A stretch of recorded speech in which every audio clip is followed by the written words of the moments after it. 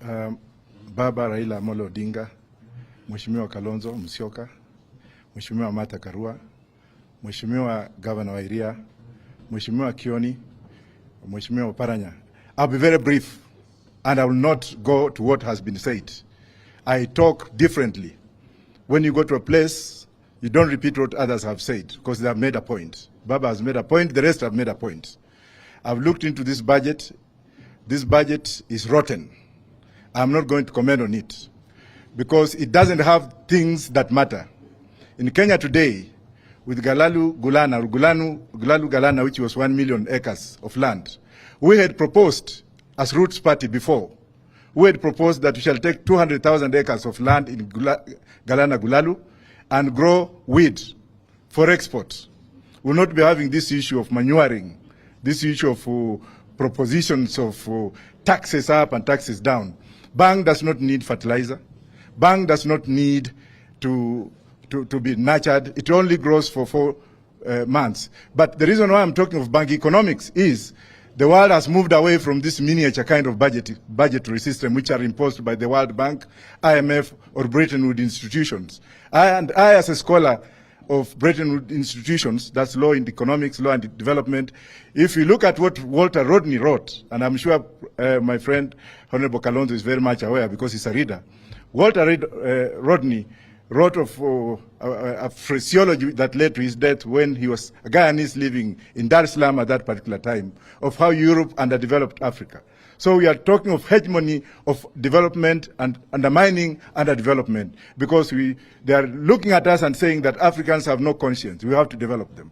If you look at Professor Yunus of Bangladesh, who is also a scholar renowned for women banking, cooperative women banking, a theme that has been taken over by Bangladesh, which is mixed with Islamic banking, that the World Bank has now borrowed that kind of paradigm, where banking is done from the locality of the women where they are found. And that's a story for another day.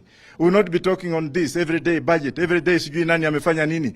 Kama tungepanda bangi for export and for economic development, not for smoking, we will not be having this kind of discussions every day. I speak very harshly because I am one of you. And I am one of you. I am also recognized wherever I've been in terms of intellectual scholarly work that we have contributed to Harvard, London School of Economics, whereby the whites use us to develop some conscience. Now look at these theories that we are talking about here. These are the kingdom theories. There are theories that are violating what we call kingdom theories, where they talk of the garbage can and the policies. Now here, what Ruto has done is that he has brought a policy to look for a solution. No, he has brought a solution to look for a policy. Instead of putting solutions together, and then you look for a policy, our system is upside down. And none of our leaders are thinking of this. Go outside the box, look at those Kenyans in the diaspora, ask them why they're working there. And Honorable Odemo is here. He was one of the best ambassadors we had when we were in the UK. He used to accommodate what we had. Let's look at what we can borrow from the diaspora. We have the brains outside this country that can come and develop this country. Let's look at the Museveni format, the formula that Museveni has used.